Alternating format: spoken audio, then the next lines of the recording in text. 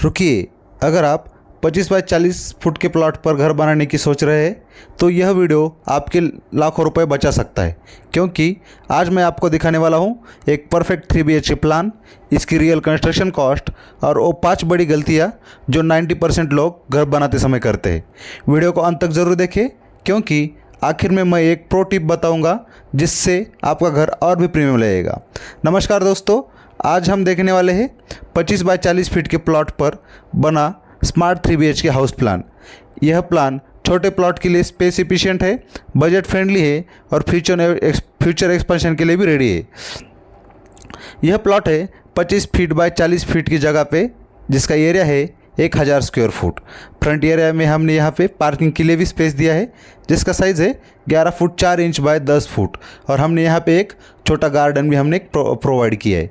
मतलब compact plot में भी फंक्शनलिटी कॉम्प्रोमाइज़ नहीं की गई है। इसके बाद हमारा नेक्स्ट रूम है हॉल, जिसका साइज़ है 11 फुट बाय 18 फुट।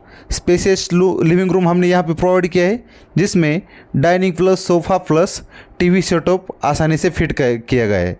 यह एरिया वेंटिलेशन और लाइट के हिसाब से काफ़ी अच्छा रखा गया है।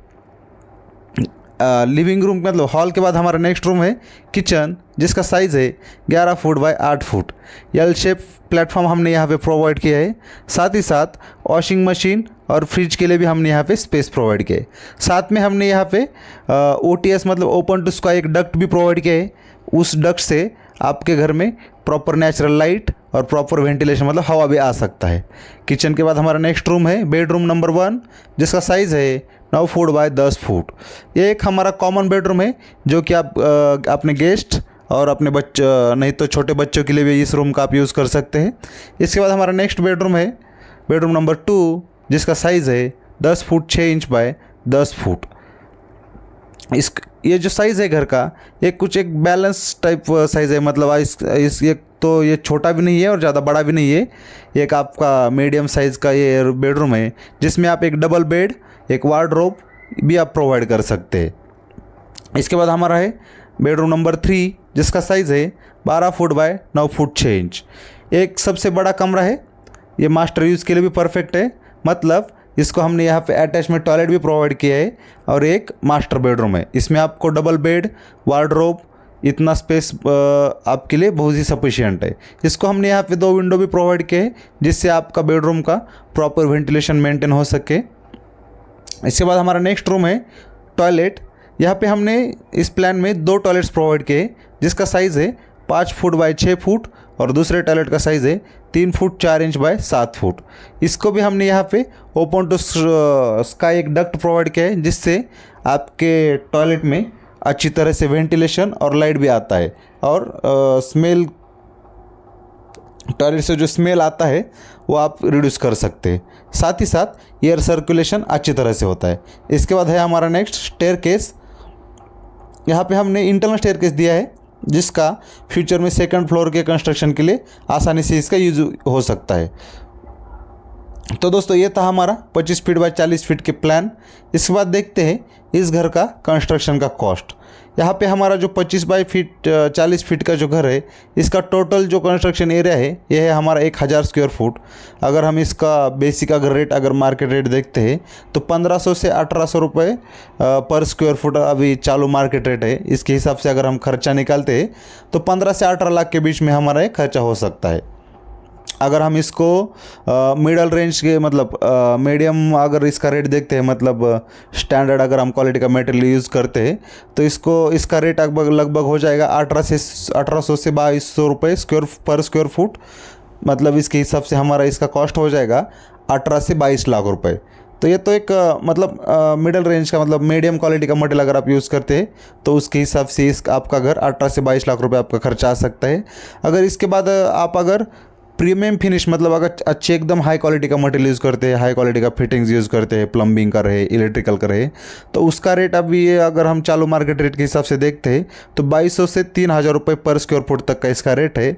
और इसका कंस्ट्रक्शन कॉस्ट इस रेट के हिसाब से 22 से 30 लाख रुपये भी आ सकता है। तो ये एकदम हाई क्वालिटी का मटेरियल है, पूरा हाई क्वालिटी के फिटिंग्स है, हाई क्वालिटी के आपके इलेक्ट्रिकल फिटिंग है, हाई क्वालिटी का पेंट है, एकदम प्रीमियम एलिवेशन रहेगा। तो ये आपका 22 से 30 लाख रुपए भी आपका खर्च आ सकता है।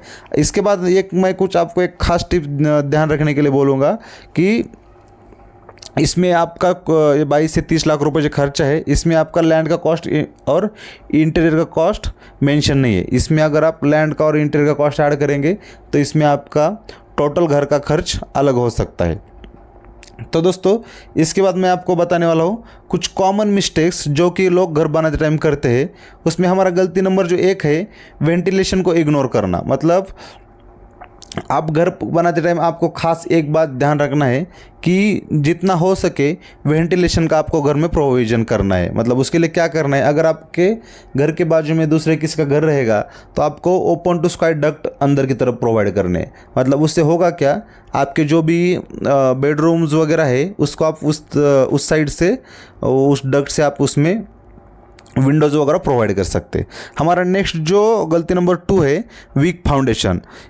आप घर बनाते टाइम आपको एक बात खास करके ध्यान रखना है कि आपको आपका जो भी घर है उसका फाउंडेशन में कभी भी आपको कॉम्प्रोमाइज़ नहीं करना है, क्योंकि फ्यूचर फ्लोर के लिए स्ट्रॉन्ग बेस इसमें आपका मेन ज़रूरी है। क्योंकि आप अगर आप आगे चल के 1 मंजिला घर का 2 मंजिला 3 मंजिला बनाने वाले हैं तो इसके लिए आपका जो घर का फाउंडेशन है वो एकदम हाई क्वालिटी, मतलब एकदम क्वालिटी में होना चाहिए, क्योंकि आपका वो भविष्य में जो आप घर बनाने वाले उसका वो लोड पूरी तरह से ले सके। इसके बाद हमारा गलती नंबर 3 है इलेक्ट्रिकल प्लानिंग। इलेक्ट्रिकल प्लानिंग में आपका जो है, आपका जो भी घर बनाते हैं आप, उसमें आप घर बनाने से पहले आपको एक फाइनलाइज करना है कि आपको घर में कौन से इलेक्ट्रिकल फिटिंग्स लगाने हैं। मतलब फ़ैन कहाँ पे लगाना है, आपके लाइट्स कहाँ पे लगाने हैं, फ्रिज के लिए पॉइंट्स कहाँ से लगाना है। क्योंकि इलेक्ट्रिकल की वजह से होता ही है कि आपका जो घर में बाद में घर बनाने के बाद जो तोड़फोड़ होता है वो आप कम हो सकता है। मतलब पहले आप प्लानिंग करेंगे तो उसमें आप पाइपिंग करके रख सकते हैं पहले। इसके बाद हमारा गलती नंबर 4 है वाटर ड्रेनेज को इग्नोर करना। मतलब घर बनाते टाइम जो बाहर की तरफ जो लाइन वगैरह जो आपको रहते हैं, ड्रेनेज की लाइन वगैरह, उसको पूरी प्रॉपर तरीके से एकदम स्लोप देना है। प्रॉपर साइज़ के पाइप्स डाल के आपको उसको मेन लाइन को, मतलब मेन ड्रेनेज लाइन को कनेक्ट करना है। इससे होता क्या है, आपके घर में जो भी आगे चल के फ्यूचर में कभी भी लाइन चॉकअप होना, घर में पानी आना, ये समस्या आपकी कम हो सकती है। तो ये बात आपको ज़रूर ध्यान रखनी है। इसके बाद हमारा गलती नंबर 5 है स्पेस वेस्टेज। मतलब आपको घर को डिज़ाइन करते टाइम एक बात ध्यान में पूरी तरह रखनी है कि घर का हर एक कोना कोना यूज़ में आना चाहिए। क्योंकि होता क्या है, आप जब भी आप घर बनाते हैं तो आपका एरिया का लिमिट रहता है। मतलब आपका जो घर अगर है 1000 स्क्वायर फुट का है तो उसमें आपको सभी रूम एडजस्ट करने रहते हैं। तो एक बात अच्छी तरह से ध्यान रखना है कि घर में ही आपके जितना एरिया है उसमें आपके सभी रूम एडजस्ट होने चाहिए, कोई भी एरिया वेस्टेज नहीं जाना चाहिए।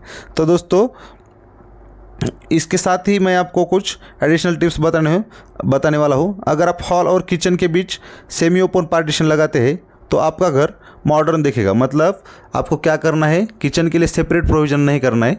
हॉल से आपको उसमें किचन को खाली पार्टीशन करके किचन को सेपरेट करना है। उसमें होता क्या है, वो घर आपको लग्जरी भी लगेगा और किचन के लिए सेपरेट जो दीवार में जो आपके एरिया जाने वाला है वो उतना माइनस हो जाएगा। उससे घर आपका मॉडर्न में दिखेगा और स्पेसियस भी फील देगा। तो दोस्तों, यह था 25 फीट बाय 40 फीट का complete 3 BHK house plan analysis. अगर आपको ये वीडियो यूज़फुल लगा तो वीडियो को लाइक करें, शेयर करें और चैनल को सब्सक्राइब जरूर करें। तो चलिए मिलते हैं नेक्स्ट में कुछ ऐसे ही वीडियो के साथ में। तब तक के लिए थैंक यू।